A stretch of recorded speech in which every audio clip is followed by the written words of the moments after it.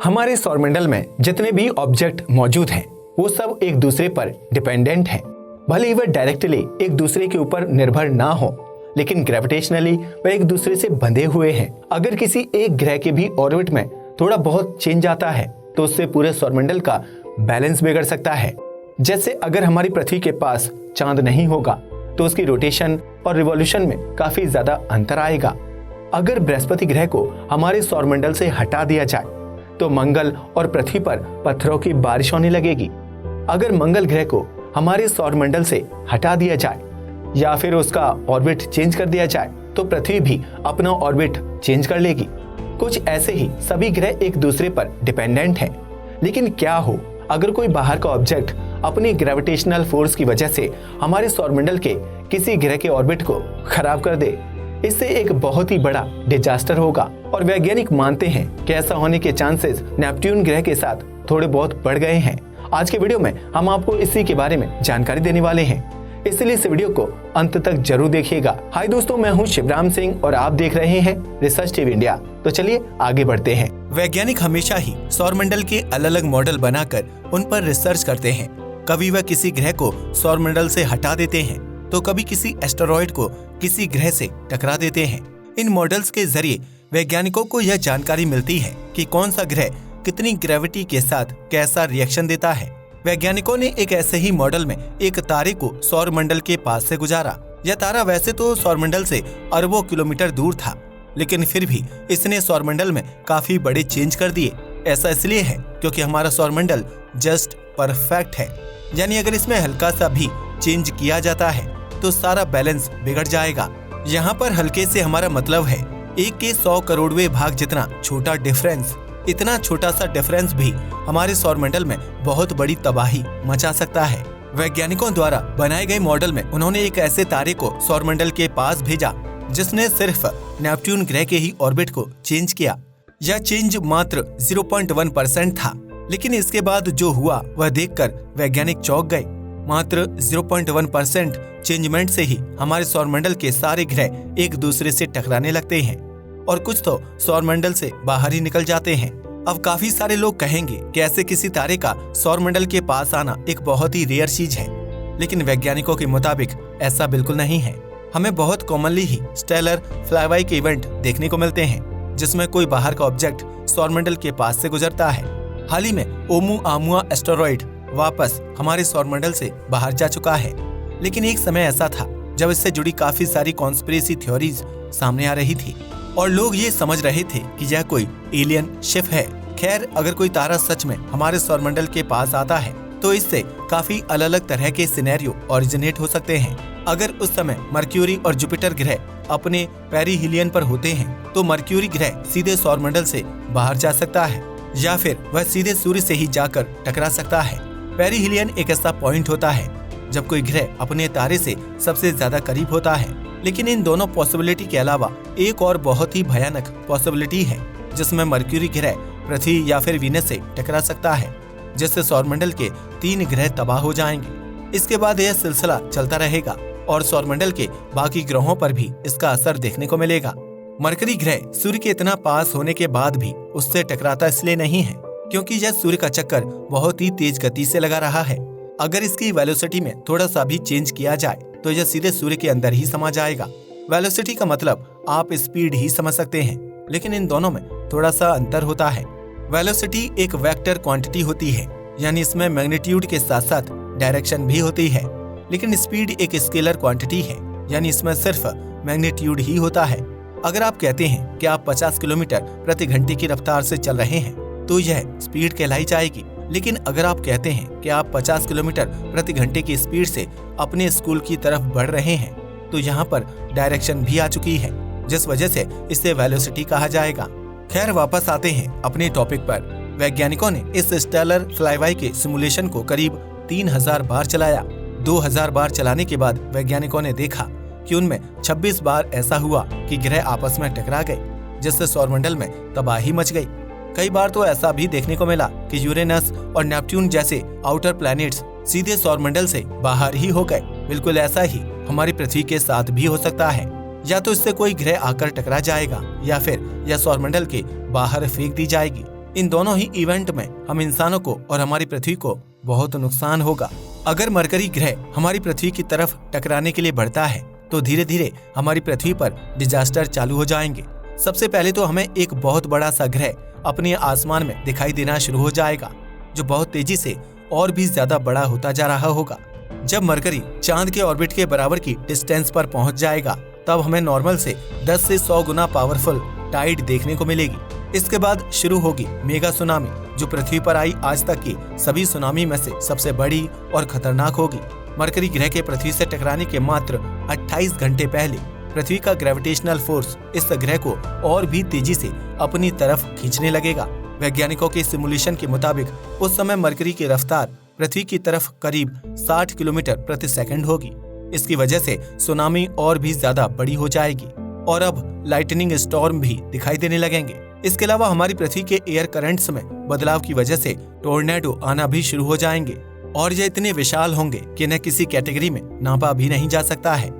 सिर्फ इतना ही नहीं, पृथ्वी पर अभी तक के सबसे पावरफुल भूकंप भी आने लगेंगे, जिसकी वजह से कोई भी चीज पृथ्वी पर सीधी खड़ी नहीं रह पाएगी। अगर अभी तक भी कोई इंसान जीवित होगा तो आने वाले कुछ घंटों में वह पूरी तरीके से साफ हो जाएगा। कुछ ही घंटों बाद मरकरी ग्रह पृथ्वी के वायुमंडल में घुस जाएगा और घुसते ही यह तापमान को इतना ज्यादा बढ़ा देगा कि पृथ्वी के सारे समुद्र भाप में तब्दील हो जाएंगे। आपको आसमान में सिर्फ मरकरी ग्रह ही दिखाई दे रहा होगा और पूरे आसमान पर यही छा जाएगा या सिर्फ यही दिखाई देने लगेगा।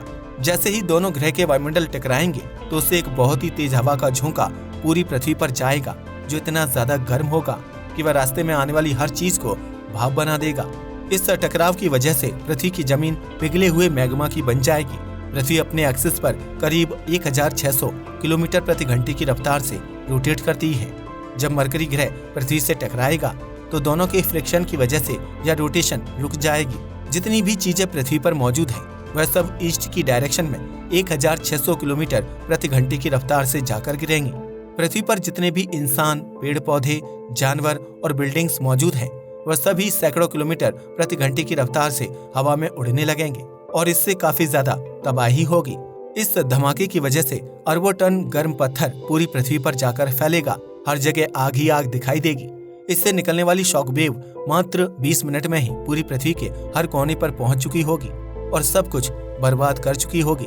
इस समय पृथ्वी की सतह जलता हुआ नर्क बन चुकी होगी और इसका इनर कोर बिल्कुल क्लियर दिखाई दे रहा होगा। इस धमाके से इतनी ज्यादा तबाही होने के मात्र कुछ घंटों बाद ही पृथ्वी अपने आप में ही कोलैप्स हो जाएगी और पूरे तरीके से खत्म हो जाएगी। पृथ्वी के खत्म होने के बाद भी यह सिलसिला बंद नहीं होगा। पृथ्वी से निकला हुआ मटेरियल बाकी ग्रहों से जाकर टकराएगा और वहां पर भी तबाही मचाना शुरू कर देगा। सूर्य के पास एक और एस्टेरॉयड बेल्ट बन जाएगी, बिल्कुल मंगल और जुपिटर के बीच में मौजूद एस्टेरॉयड बेल्ट की तरह।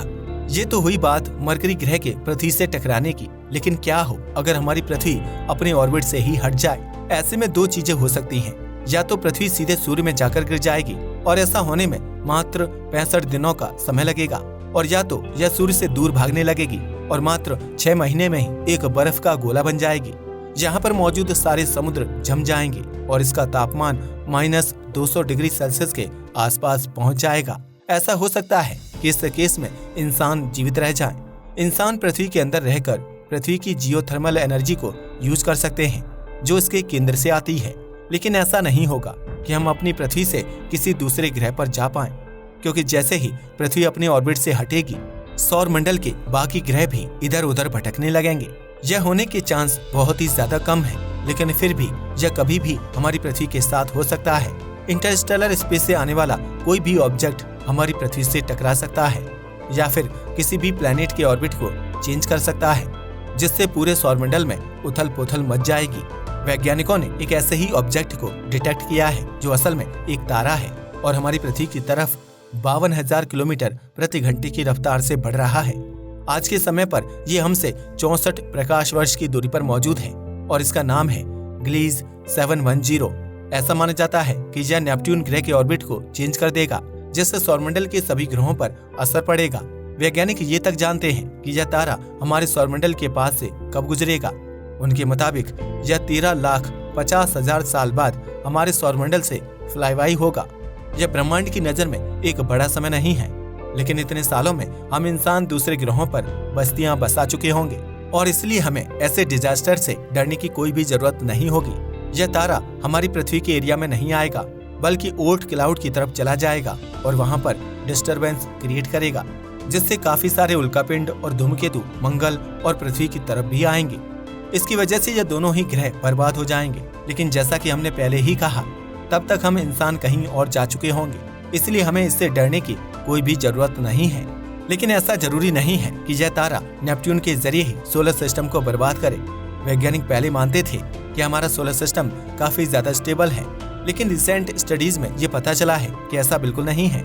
हमारे सौरमंडल में जुपिटर ग्रह की वजह से काफी ज्यादा बैलेंस आता है। ये ऑलमोस्ट सभी उल्कापिंडों को अपनी तरफ खींच लेता है और बाकी ग्रहों को बचा लेता है। ऐसा ही कुछ 1994 में हुआ था, जब शूमेकर लेवी नाम का एक एस्टेरॉइड जुपिटर में जाते जाते कई सारे टुकड़ों में बट गया था और उससे टकरा गया था। यह पहली बार था जब वैज्ञानिकों ने किसी और ग्रह पर उल्कापिंड की बारिश को रिकॉर्ड किया था। जब वैज्ञानिकों ने इसी से रिलेटेड एक कंप्यूटर सिमुलेशन को चलाया तो उन्हें एक बहुत ही शॉकिंग बात पता चली। उन्होंने समय में फास्ट फॉरवर्ड करके यह देखा कि बृहस्पति की ग्रेविटी की वजह से मरकरी ग्रह भी अफेक्ट होता है। एक दिन ऐसा भी आएगा जब इसके ग्रेविटेशनल इफेक्ट की वजह से मरकरी अपने ऑर्बिट से हट जाएगा और या तो बृहस्पति की तरफ आ जाएगा या फिर पृथ्वी से जाकर टकरा जाएगा। इसकी वजह से हमारी पृथ्वी का ऑर्बिट भी चेंज हो सकता है और ऊपर बताया गया मरकरी अर्थ कोलिजन भी हो सकता है। अगर इंसान तब तक मंगल ग्रह पर जा चुके होंगे तो वहाँ पर भी हम सुरक्षित नहीं होंगे। पृथ्वी के ऑर्बिट से हट जाने की वजह से मंगल ग्रह पर भी खतरा मंडराने लगेगा और धीरे धीरे यह सूर्य की तरफ बढ़ने लगेगा। अगर ऐसा नहीं भी हुआ तो मरकरी ग्रह की वजह से इसके ऑर्बिट में भी चेंज आने के काफी ज्यादा चांस हैं। बिल्कुल पृथ्वी की तरह ही ये भी अपने ऑर्बिट से हट सकता है या फिर मरकरी ग्रह से टकरा सकता है। लेकिन अभी तो हम सेफ हैं। इस बात के मात्र 1% चांस है कि मरकरी ग्रह सूर्य के रेड जाइंट फेज से पहले अपने ऑर्बिट से हट पाएगा।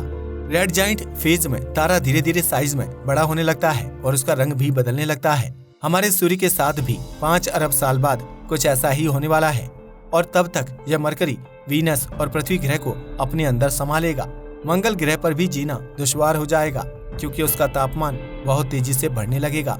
खैर, ऐसा होने में अभी 5 अरब साल हैं और इन 5 अरब सालों में बहुत कुछ हो जाएगा। शायद मरकरी अपने ऑर्बिट से हट जाए या फिर शायद वह तारा हमारे सौरमंडल में काफी सारे ग्रहों को इधर उधर कर दे। ऐसा होना भी बिल्कुल पॉसिबल या फिर कह सकते हैं कि निश्चित है कि हम इंसान सौरमंडल को छोड़कर जा चुके होंगे या किसी और ग्रह पर रह रहे होंगे। ऐसा भी हो सकता है कि तब तक हमने किसी ऐसे मेगा स्ट्रक्चर का इन्वेंशन कर लिया हो जिससे हम सौरमंडल को ही कंट्रोल कर पाएं और इसे जहां चाहें वहां ले जा पाएं।